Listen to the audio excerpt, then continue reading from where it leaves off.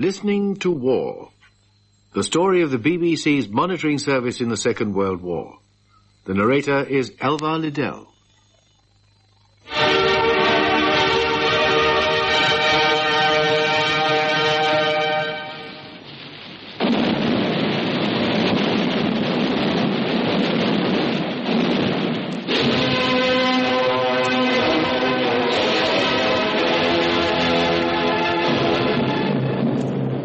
Dem Führerhauptquartier 3. Februar 1943.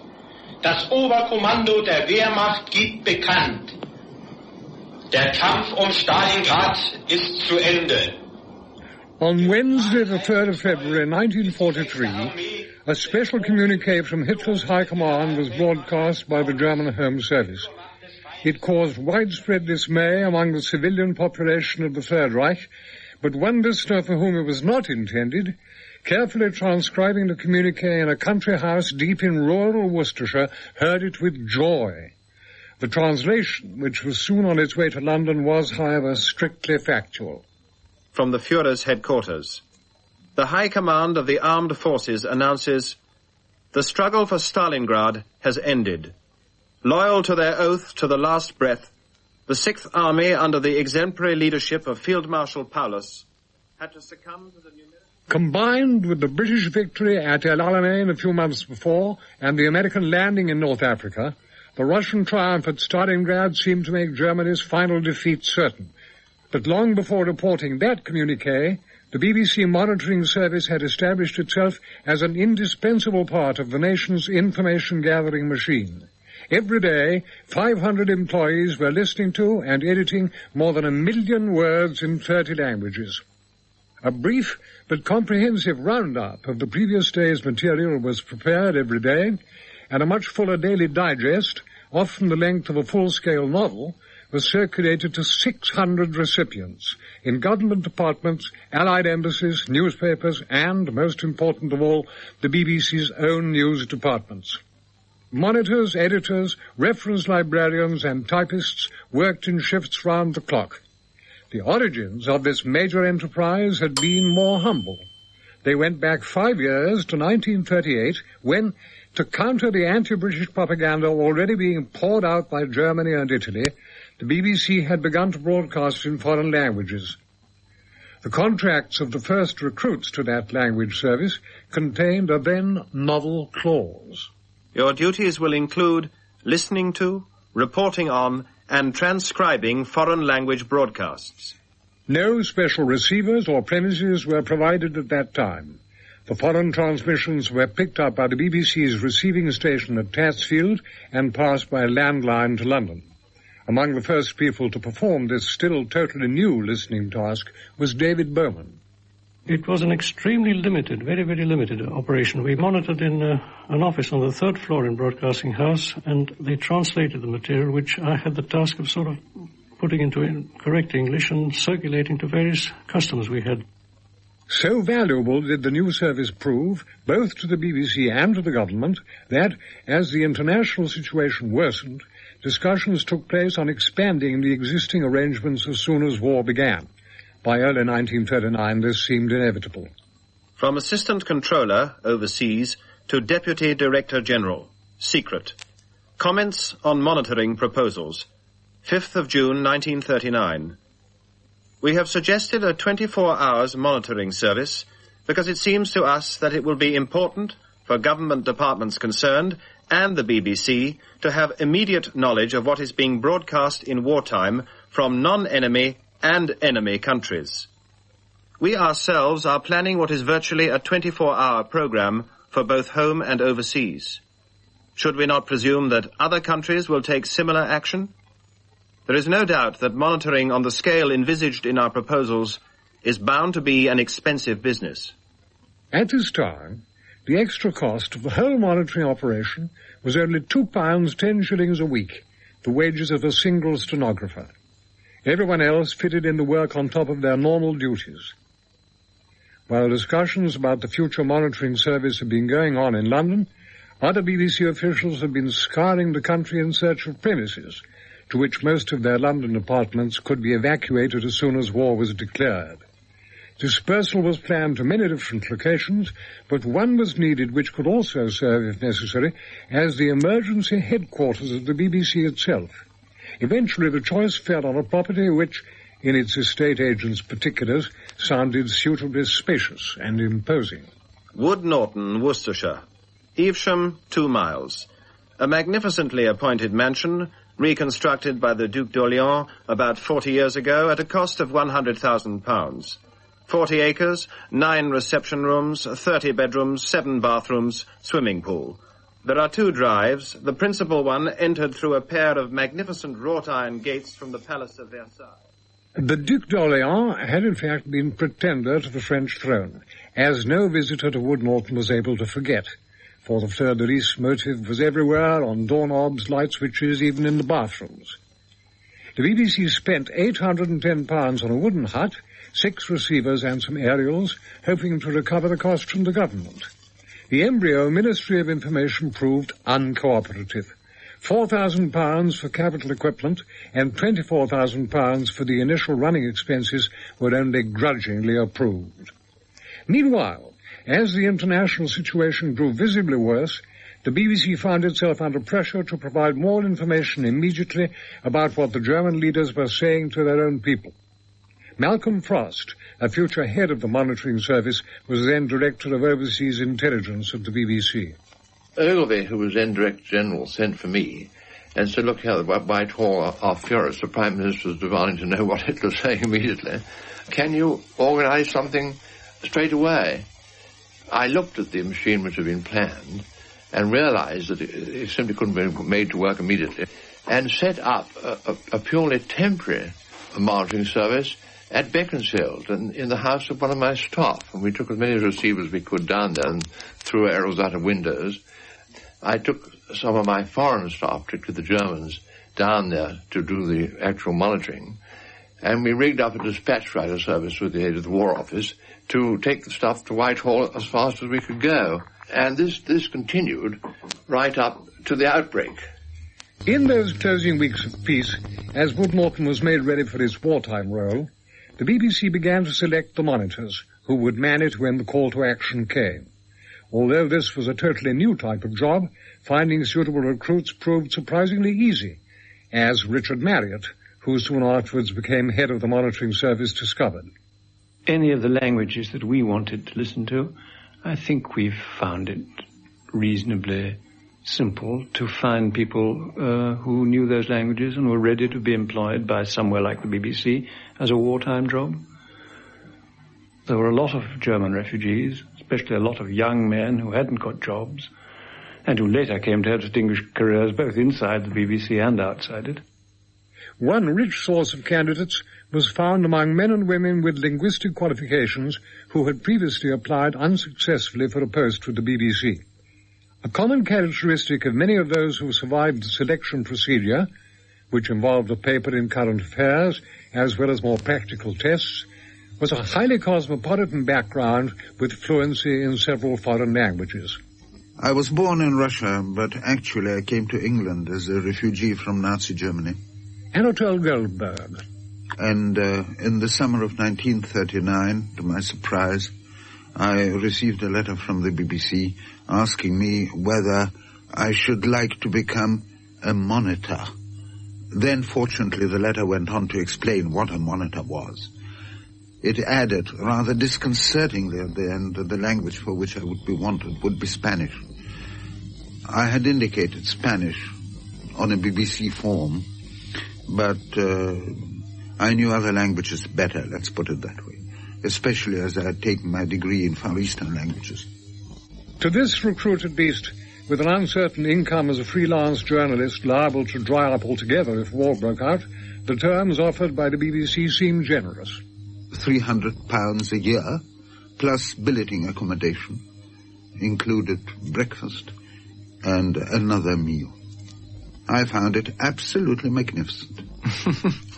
On the 25th of August, I got a telephone call telling me that I should be in Broadcasting House on the 26th. And when I arrived, I found a few other people like myself, and we were taken to Evesham by bus.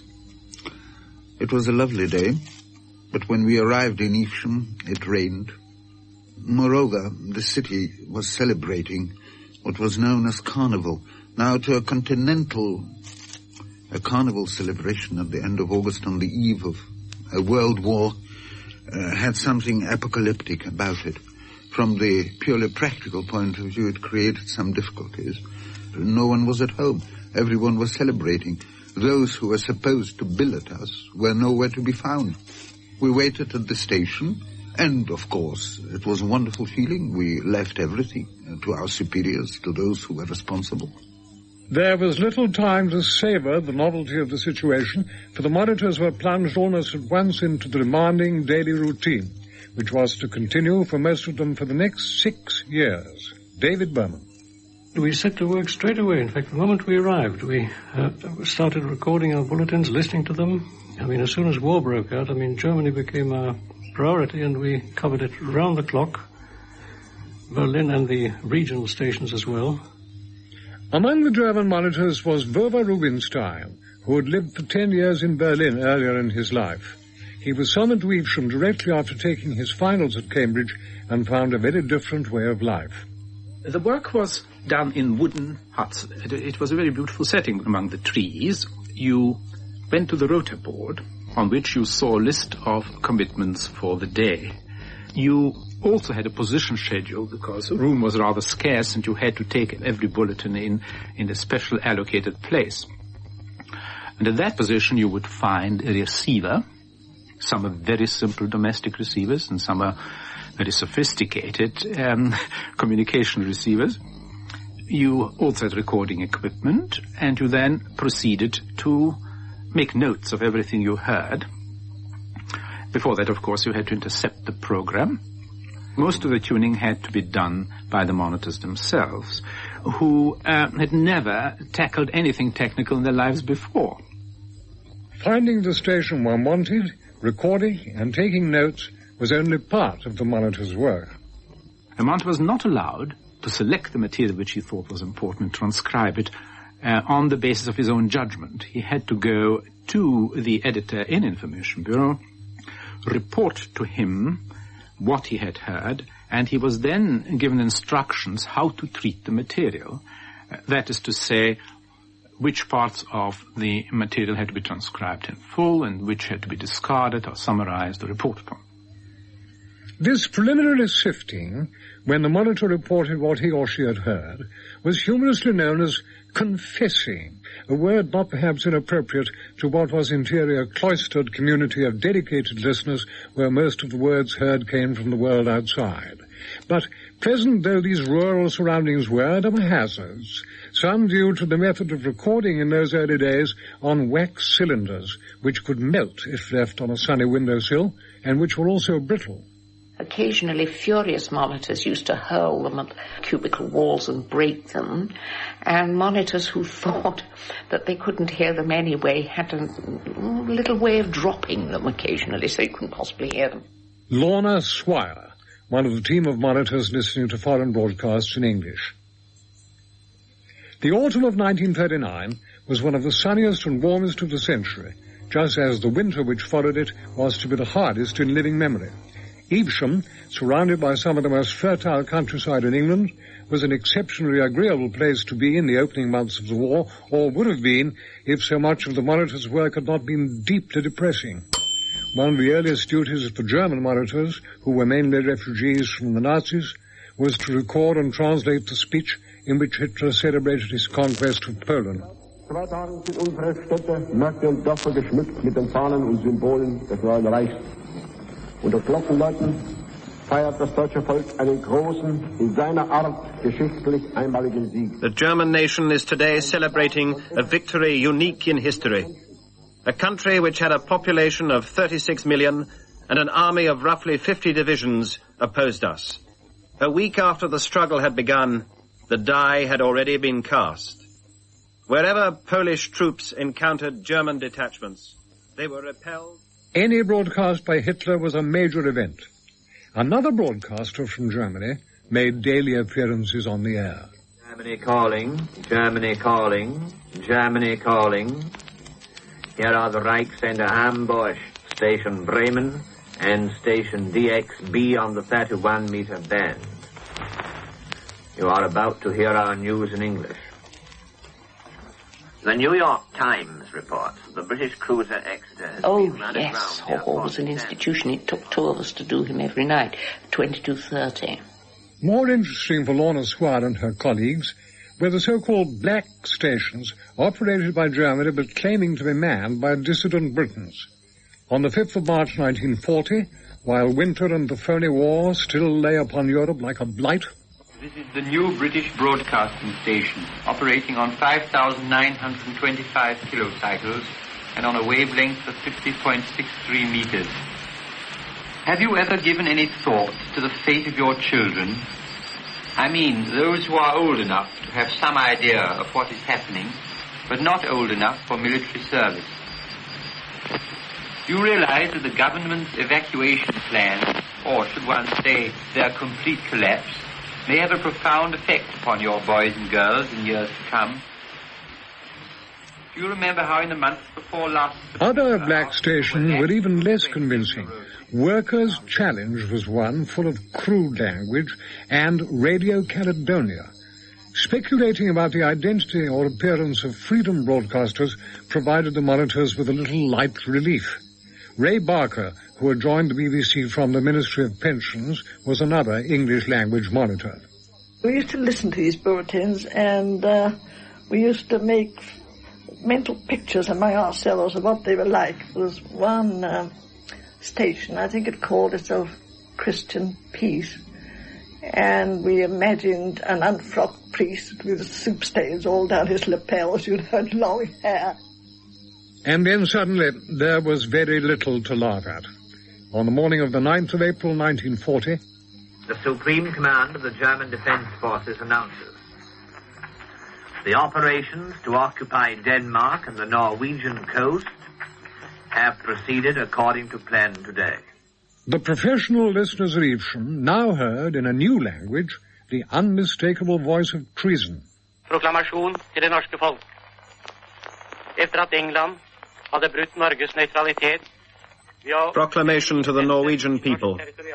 After England had violated Norway's neutrality by laying minefields in Norwegian territorial waters, without encountering any resistance, apart from the usual fatuous protests from the Nygaardsvold government, the German government offered the Norwegian government its peaceful assistance. For the next few weeks, the monitors heard on shift after shift only a tale of mounting disaster. Depuis 15 jours, j'ai pris 2 fois la parole. Chaque fois, c'est une mauvaise nouvelle que je vous ai annoncée. Le 21 mai, devant le... Radio Paris, the 6th of June, 1940, Monsieur Reynaud's speech. In the last fortnight, I have delivered 2 speeches. On the 21st of May, I said to you, the King of the Belgians has betrayed us. The road to Dunkirk is open. Today, at an hour which still remains grave,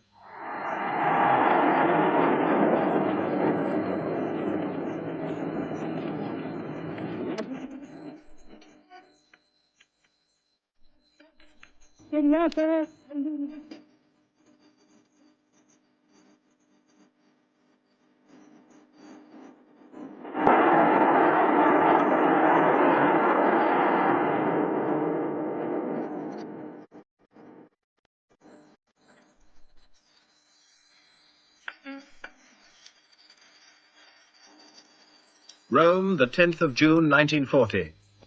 The declaration of war has already been handed to the ambassadors of Great Britain and France.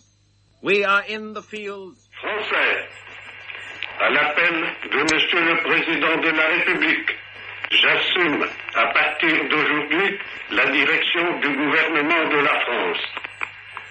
Rennes, France, the 17th of June, 1940. Frenchmen, at the request of President Lebrun, as from today I assume the direction of the French government. Certain of the affection of our admirable army, it is with a heavy heart that I must tell you, you must stop fighting. I have appealed to our adversary, asking him whether he is ready to discuss with me, honorably as between soldiers, the means to end hostilities. Into the listening ears of the monitors flowed all the evidence of the enslavement of a continent. Between one shift and the next, the broadcasting map of Europe could change.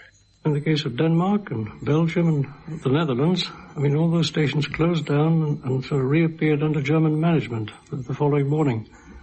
Our monitors were very experienced and they could tell. The announcers were different and they had a sort of jubilant tone when they were speaking of German victories. It was totally different. Few had more to fear from a German victory than the refugees from Europe who thronged the listening room at Evesham. But there was little sign of depression. We all took a very professional approach to the work, did it coldly and analytically, translated it as best we could. As Hitler's empire expanded, so too did the monitoring service, as specialists were needed who spoke the language of each newly conquered country. Regitze Edvardsen, whose homeland was Denmark, also knew Norwegian. She soon detected a difference in the way the two countries were being treated. Denmark, you see, could produce food, a lot of food. The Germans were treating Denmark a little bit like the iron hand in the velvet glove. They went really rough with Denmark. Oslo was quite different. Oslo was a German station in the Norwegian language. In addition to listening to German-inspired broadcasts in Europe, the monitors also kept a vigilant ear open for Nazi attempts to stir up trouble in the rest of the world. Elisa Ternström, although she monitored also Scandinavian, Dutch and other broadcasts from Germany, now proved to have an even more useful qualification. Thanks to being brought up in South Africa, she had mastered Afrikaans. This was very important because at the time, the Germans were trying to get South Africa to break away from the Allies, especially as there was quite a strong movement there called the Ossewa Brandwacht, which was trying to get South Africa to get out of the war, and the Germans were doing everything they could to encourage this.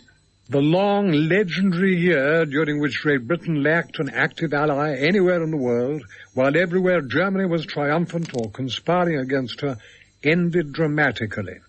Говорит Москва.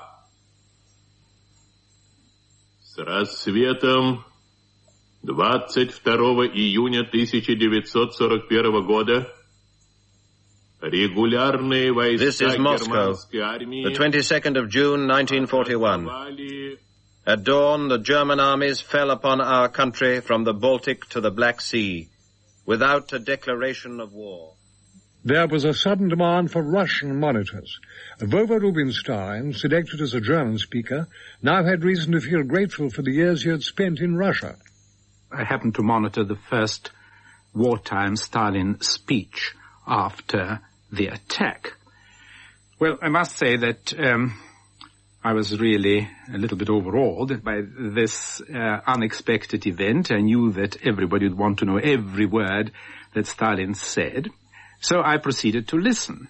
Now, the dreadful thing was that obviously he was broadcasting from some sort of studio which had been arranged or moved, possibly underground. The acoustics were absolutely terrible. Add to that his Georgian accent, and most of the words were really quite incomprehensible. The only thing that was completely clear was the bubbling noise of water, which he was drinking from time to time. Obviously, what everybody wanted to know was whether the Russians were going to give in, whether they were going to conclude peace, whether they were going to fight on. And I simply could not expect information from that speech, because practically all the words were terribly blurred. Well, towards the end, I could at least say that the speech, the second part of the speech, certainly contained an appeal to fight on. And that, of course, was very encouraging. The invasion of Russia was one of those rare occasions when, as Ray Barker observed, the staff of the monitoring service abandoned their customary attitude of professional detachment. I don't understand a word of German or a word of Russia, but all the monitors who did were so excited they kept on standing up and yelling out what was happening, how far the Germans had gotten. The Russian retreat brought its own problems for the anxious listeners at Evesham. As you can imagine, the Germans advanced rapidly. They covered enormous distances, and As they advanced, the Soviet Home Service network began to crumble, and as time went on, more and more transmitters were withdrawn. Some new transmitters appeared, which were very poor quality and operated in a very erratic manner. One didn't quite know on what frequencies they were going to operate. Fortunately, this problem, not merely in Russia, but in every area to which Evesham listened, had been foreseen. We had a special research section, which was called the SLS, the Special Listening Section, and we had to rely on that section a great deal. That spent its time observing station behavior, keeping a very close eye on new transmissions and disappearance of old transmissions, any kind of broadcasting development. In that section, we had a blind man, John Jarvis, who was an absolutely exceptionally efficient research operator. I always thought that the handicap of his not being able to see would be a tremendous impediment because, of course, he always had to dictate his results at the end of the day. And one day I said to him, well, how do you find your way about? Surely you can't see the dial, and how do you find out what frequency stations are on? And he said to me, well, you know, as I go along the dial, it's like walking down a street. I know exactly who lives in that street and who lives next to whom. And when I go along and I suddenly find that somebody's missing or some new chap has moved in, well, I know the address. I know where he's moved in. And that gives me a clue. And I then, of course, know what the frequency is of that particular station. 6 months after the invasion of Russia, the war spread still further to the Far East. The year which followed, although it began with a succession of disasters in the Far East, was the one which Winston Churchill later called the hinge of fate. By its end, the monitors were at last able to hear and transcribe news of Allied advances.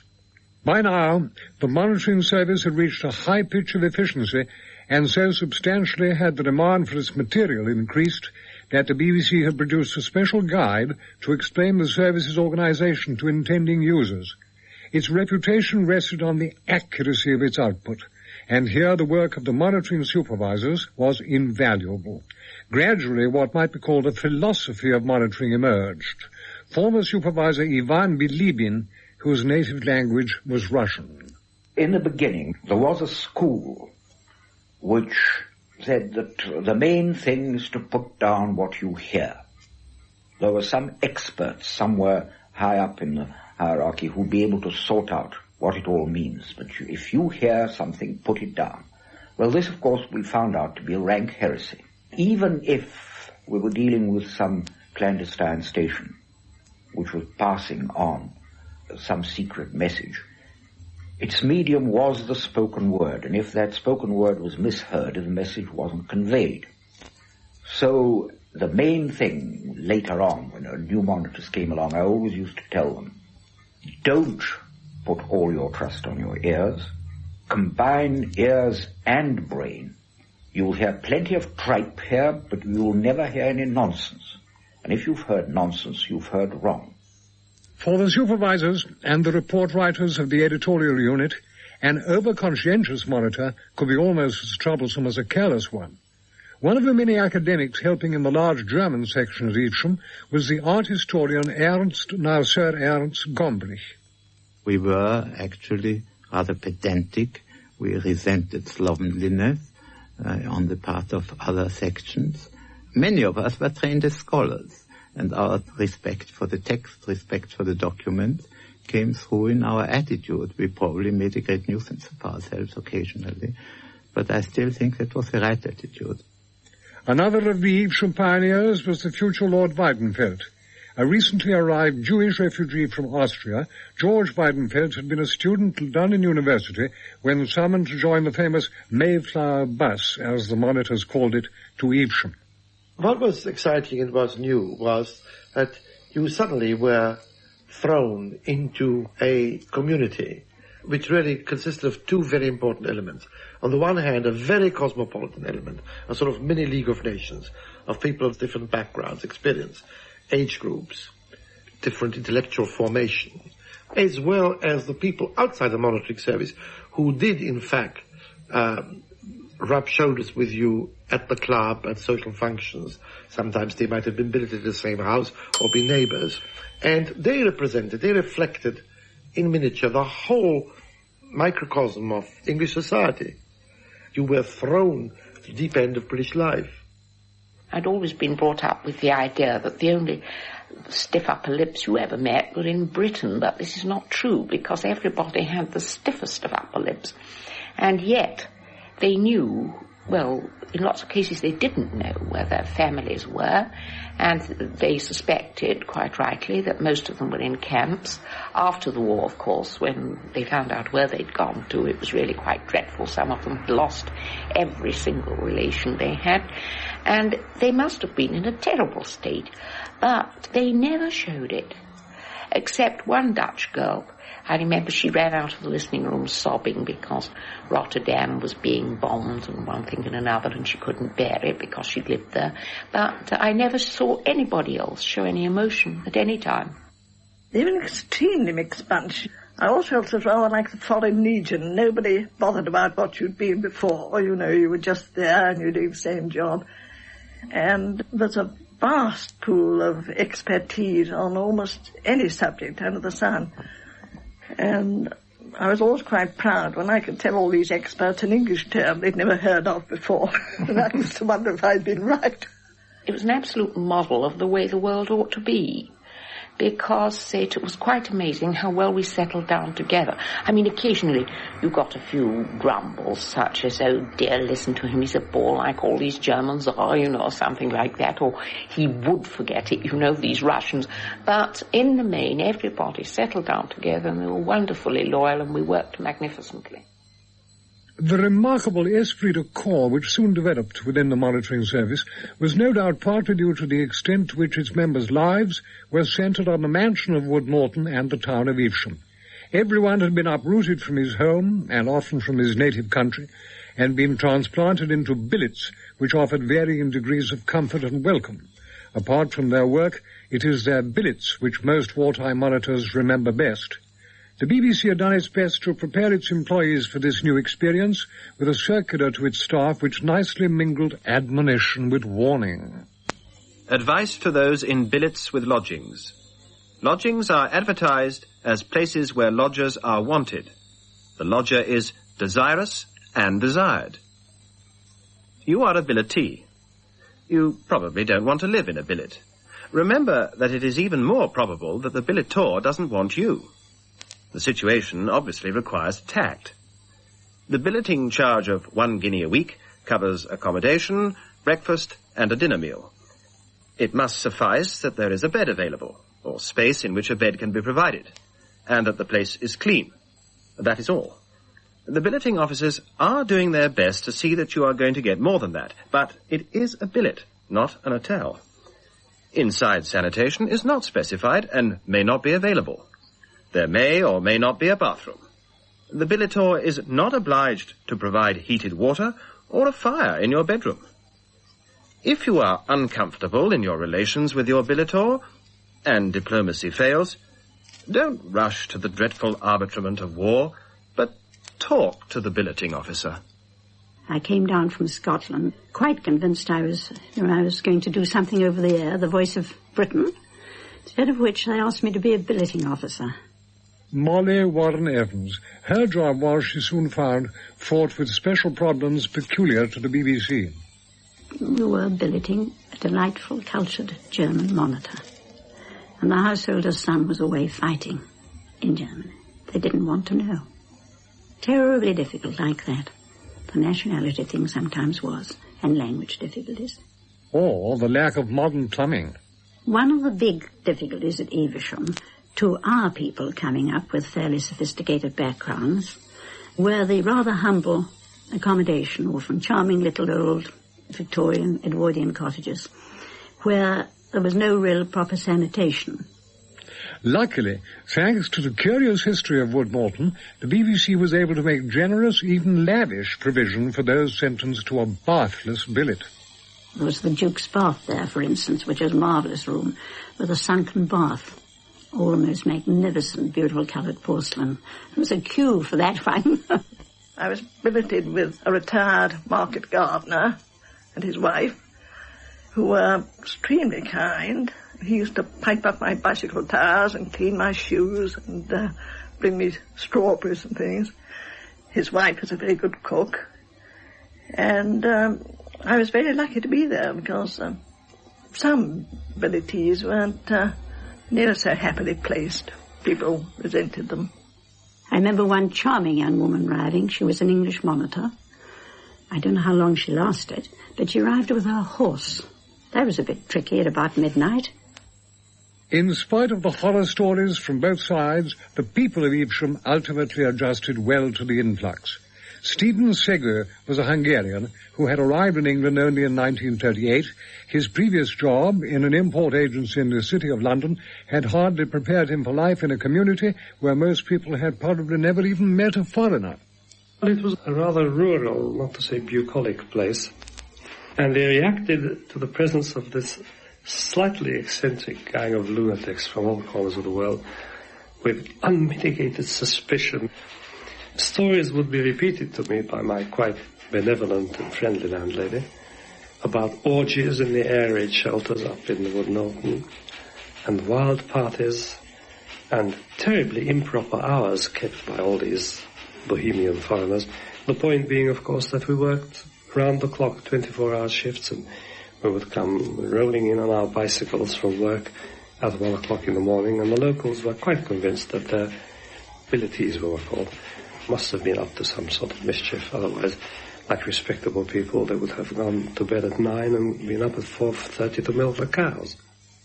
But experience softened even these dark suspicions. I must admit, some very exotic types turned up, and at first there was a bit of a xenophobic reaction. But then when the time came for us to go, I remember we went in batches on the train, and I was standing on the bridge at Evesham, the railway bridge, watching an extraordinary batch going. You see, there was one old German who did Turkish, and he had a kind of fur balaclava helmet on, and there was another woman carrying a bird cage, and there was another man with a wild fur coat and correspondent shoes. Well, anyway, a very exotic-looking bunch, and somebody came up near me and said, "Oh, I am sorry you're going. It livened up the place a bit." The monitoring service had really been born and had certainly grown to maturity at Evesham, and there to most of its members it seemed to belong. The BBC had decided, however, that it should be moved to Caversham on the outskirts of Reading, partly for technical reasons, but mainly to leave Wood Norton free to become the BBC's emergency headquarters if it had to move from London. In the end, after 18 months of argument and delay, the great move was accomplished in April 1943 without a single day's monitoring being lost. Before that, however, there had been an epic row.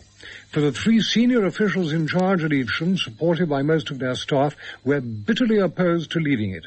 The most senior of them, Richard Marriott, then head of the monitoring service, was convinced that the quality of its work would suffer. What appeared to be going to happen was that when we moved to Caversham, the engineers were not going to be in the same building as the rest of the monitoring service. They were going to be in a house nearby, which was bought at the same time, which was in the centre of the grounds. They were going to go back 2 or 3 years and going to have engineers working to an engineering schedule and sending down to Caversham to these people who would translate obligingly whatever was sent to them. And this was something that both the two heads of the actual reception services and I were totally and absolutely against.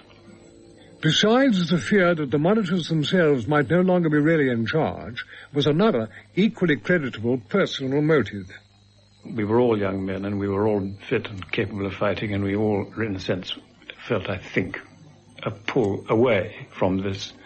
If there was something you could disagree about and strike a blow for the change that you felt was right, at the same time get out and do your part in the war, it would be a good thing, I think. Eventually, when their protests proved unavailing, the three rebels resigned and joined the forces, where one was to lose his life.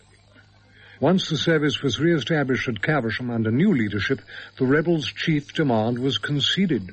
They did go, and they changed it, and when they got there, they changed it back to the sensible system and worked on that when they got there. The general public remained unaware of these stirring events, and Richard Marriott now handsomely admits that perhaps the whole hard-fought controversy was unnecessary. We thought we were right. Perhaps we were wrong. The monitoring service's new home, Caversham Park, if less crowded, was a come-down after the ducal splendours of Wood Norton.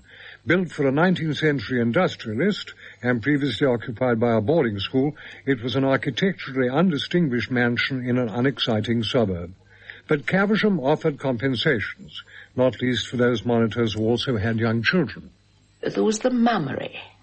You see, they'd been losing key monitors, women, because they had children to look after. So one very kind governor of the BBC suggested that they took Sonning Manor, and children of monitors went there. As a matter of fact, Sonning was a bit disconcerting when we got there, because the rumour went about that this was the home for the BBC's fallen women and their children. But anyway, they soon got used to that. So you had these 32 children, all from very different backgrounds, and they had to shake down together. And at first, it was really quite delightful. We had a butler called Charles, and he was very circumspect. He would lift up the telephone to answer it and say, "Madam is working." Along with the main group of monitors, or M section, the mysteriously named Y unit also moved to Caversham. It was here that Martin Sullivan, who had answered an advertisement for Polish monitors while working for a firm of dry cleaners, joined it and learned for the first time the nature of his new and very different job.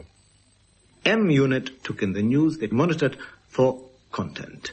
Y unit, as such, monitored for behavior or for intelligence. They took things like prisoner of war messages, and they watched the behavior of stations to see if they departed from schedule in any way, if there was anything abnormal about it, if there were certain tunes played. I mean, things had meanings, and the monitor was not always aware of these, but they had instructions to listen and look out for certain things. If the Germans played any song with the name of Peter in it, and we had a little short list of songs with appropriate titles, such as Peterle, mein kleines Peterle, we were immediately supposed to telephone the Air Ministry or the Admiralty. A lot of the items we monitored, bulletins, were in code, so we didn't really know what use they were being, except I remember being told afterwards when we'd monitored a plot of variety program that they traced the course of a submarine all the way over the Atlantic by this bulletin. So, you felt you were doing something that might be of use. And it was a very mysterious assignment, which I used to do, I believe, on Thursday afternoon at 1600 hours. You sat yourself down in front of a set on which an Italian station on the 48-meter band thereabouts had to be tuned in. And at that hour, it played an hour of solid, unannounced martial music in the best fascist Mussolini style. It sort of went oompa, oompa, oompa. When you were seated there, the supervisor came and gave you a very grubby envelope, sealed with brown paper tape. You were supposed to undo it in his presence and read this very worn BBC memorandum, which had been folded so many times that it was virtually falling apart. And on this memorandum it said that if they should play the Inno dei Sommergibilisti, which being translated vaguely means the anthem of the submariners, you were to again ring the Admiralty on a certain number. Every Thursday I would go through the same little routine of saying to the supervisor, "Right, how does it go?" And every Thursday I had the same reply, "Well, that's just a little difficulty, old boy. Nobody knows how it goes." I spent years listening for this elusive tune, and I never did hear it to my knowledge. Now, the Y unit itself was still in the main building at Caversham, but away, some 5 miles away in the woods, there was a hut which listened to secret stations. And it was like some enchanted woods. It was eerie to go through at night. There was no one else around there for miles and miles. There was an aerial park, so reception was very good. And there you roamed the wavebands to see what you could find by way of unscheduled stations. And the air was really full of them. There were secret stations all over the place, forever stations which claimed to be in somebody's territory. They said they were in a radio man in France, in Algeria, in Poland, you name it. One thing was certain, they never were in the country that they purported to come from, or hardly ever. But you never knew quite which side they were on. About the value of one task performed by the monitoring service throughout the war, there could be no doubt. And before we conclude this program, here are some messages from this prisoners of war to their next of kin. The first one is from Private Thomas Smart, 293-2886. It's addressed to Mrs. P. Smart, 182 Overton Road, Kirkcaldy, Fyleshire, Scotland. Dear Cathy, I was captured by the Germans and am now in Germany. I'm well, so do not worry. One woman would be what was known as the prisoner queen for the day, and she would retire to a cubicle armed with a gazette, an atlas, and a directory of streets, because you had to get everything absolutely right, and she would then transcribe these prisoners' messages.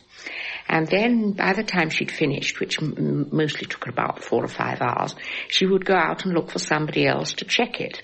I remember one time a man sent his love to a girl, and 3 of us heard that, 3 entirely different names. And we were so terrified because we thought he might put the cat among the pigeons, if he sent love to the wrong girl. The move to Caversham, which came 2 months after the fall of Stalingrad, coincided with a striking upsurge in the fortunes of the Allied armies. This was soon reflected in the style of German broadcasting, as Karl Lehmann noticed. From that point on, German broadcasts became very much more realistic, although, of course, basically they maintained the same lie which had been at the bottom of all their propaganda right through the war. Through their headphones, the monitors at Caversham are unable to follow the steady disintegration of the Axis, and sometimes the good news proved too much even for their professional detachment. For instance, when Mussolini resigned, and the Italian monitor was so excited she jumped up on a chair, and of course the nearest person she could find to rush to News Bureau was a dear old Austrian doctor, and she said, "Quick, tell them Mussolini's resigned." So he rushed off to News Bureau, and as soon as he got there, he couldn't remember any English. He was so excited, so he said, "Mussolini is demissioniert." And then, of course, everybody rather idiotically thought that probably the war would be over, Italy collapsing and all that, and they weren't prepared for this climb up Italy that we had to do. I remember the Russians took what rations they had and a bottle of vodka and went and sat down by the lake and sat there till the dawn. Quite thought it was the end, carousing like mad. That celebration on the 25th of July 1943 proved premature. But by the 8th of September, there were more solid triumphs to enjoy. Il governo italiano, riconosciuta la impossibilità. Personal message from Marshal Badoglio. The Italian government, recognizing the impossibility of continuing the unequal struggle against the overwhelming power of the enemy, has requested an armistice from General Eisenhower, Commander-in-Chief of the Anglo-US Allied Forces. 9 months later came the long-expected Anglo-American invasion. And then, on the 20th of July, 1944... I remember the great excitement of the evening of the coup attempt on Hitler's life. And I think most of the regular people had gone off. But sheer fluke, a few of them were still sitting around the canteen, having coffee, when a very excited supervisor came rushing in and said, "Look, there's been an attempt on Hitler's life, but he's all right, he's going to speak now." Ein ganz kleiner Flügel verbrecherische Elemente, die jetzt unbarmherzig ausgerottet werden. Die Befehle daher in diesem Augenblick, dass keine zivile Stelle irgendeinen Befehl entgegenzunehmen hat. To the knowledgeable veterans at Caversham, Hitler's voice seemed but a frail echo of the bullying roar that had terrorized Europe for so long. Soon there were other intimations of approaching victory flowing into the listening room at Caversham. I remember Russian monitors dancing around a great map in the main hall when they heard about another town having fallen. And these were people who were enemies of the regime. They were simply felt Russian. I think I myself got very excited when I heard about the liberation of Warsaw, months before anybody else knew about it. Suddenly at Freedom Station was said, we are speaking from Warsaw, and they had liberated at least one bank of the river. On the 29th of April 1945 came the news of Mussolini's execution by Italian partisans. News of another death was even more eagerly awaited by the monitors. My wife often asked me, why do you go? You don't feel well. And I said, well, you never know. Maybe Hitler is dead, you know. And then at last, as Sir Ernst Gombrich recalls, there was a long sequence of standbys for an important announcement. Then there was a long broadcast of the slow movement of a Bruckner symphony in memory of the death of Wagner. And I reported that as pretty significant. I wrote out, prior to the announcement, 2 or 3 options, one of them Hitler dead. And when the announcement came, I was telephoned to Downing Street. So in that sense, I brought the news. Stephen Seger, whose homeland Hungary had been Germany's unwilling ally, was at that moment in the canteen. I was having lunch at the time. The loudspeakers were suddenly turned on full blast. Deutsche Männer und Frauen, Soldaten der deutschen Wehrmacht. Unser Führer Adolf Hitler gefallen. We heard the heartbroken voice of Admiral Dönitz announcing that the Führer had died on the field of honor and that he, Dönitz, had temporarily, or I think for the duration, assumed that function. Never has there been such a dance of spontaneous rejoicing as was staged in that canteen. It was the best news any of us had heard for many years. We spent the whole war monitoring one disaster after another. The colleagues had been sitting there while their own people were, to their certain knowledge, and that included me, being shipped off to Auschwitz. So it was a very grim experience, really. One of the German monitors on duty on the afternoon of May the 7th, 1945, was Susan Temple. There was only one transmitter left, one certainly in Flensburg, and we watched it literally every second of the day. And on that particular day, on the 7th of May, there were 4 of us watching Flensburg. And suddenly I heard it come up, you know, that unmistakable hum that means that the station is coming up. And of course it was immensely exciting, and I shouted, and everybody switched over to that wavelength. And it was Schwerin von Krosigk saying, ich habe allen deutschen Truppen befohlen, die Waffen niederzulegen, meaning that all the troops had been ordered to lay down arms. And of course that was the word we were waiting for, all. And after about one sentence, I rushed off to transcribe it, and then the others took over, and the next person did a sentence, and that's how we got it out. Even in the moment of victory, the monitoring service did not relax its tradition of scrupulous accuracy. On the following morning, while the rest of the country was celebrating VE Day, Anatole Goldberg, who 6 years before had been one of the Mayflower bus pioneers, was still very much on duty. I remember going there in the morning, and when I arrived I was told it's over. I listened to the record. It was translated. It was sent to the editorial department. Then I discovered that there had been a typing slip. And I went up, and they said to me, too late. Too late, it has been typed and rolled off. So I said, look, this is the end of the Second World War in Europe. We can't leave that translation of that speech in an imperfect state. What will history say? Well, that impressed the editor very much, and although he had strict instructions to economize paper, he did destroy the copies, and it was typed again.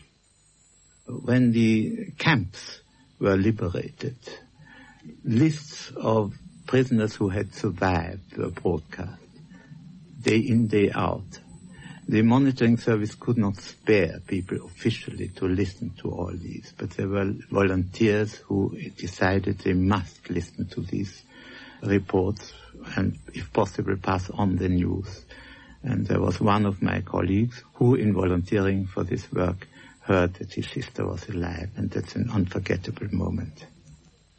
By October 1945, the value of listening to other countries' broadcasts was everywhere accepted, and what had been created as a wartime expedient became one of the country's regular sources of news.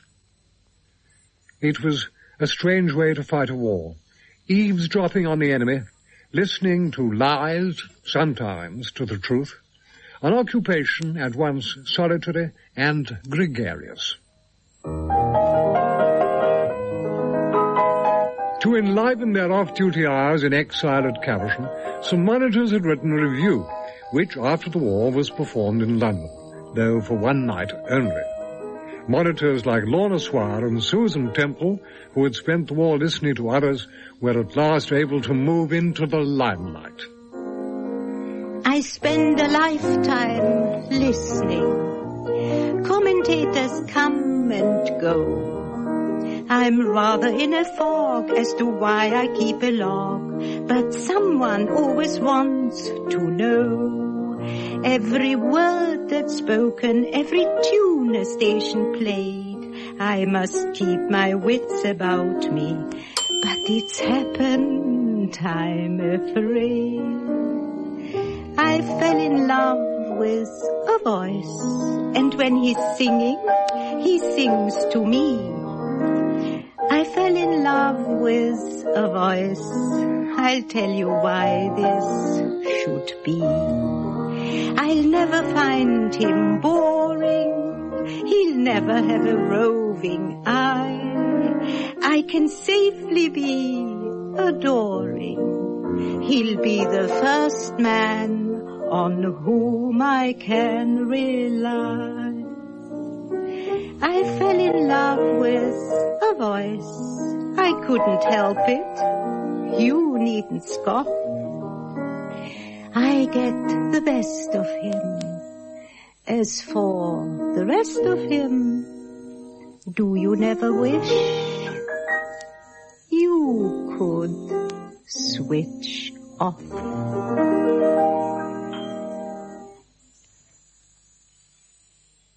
Listening to War was written by Norman Longmate and narrated by Alvar Liddell. The reader was Sean Arnold. Research and interviews were by Robert Rowe, and the programme was produced for the BBC by Barbara Crover.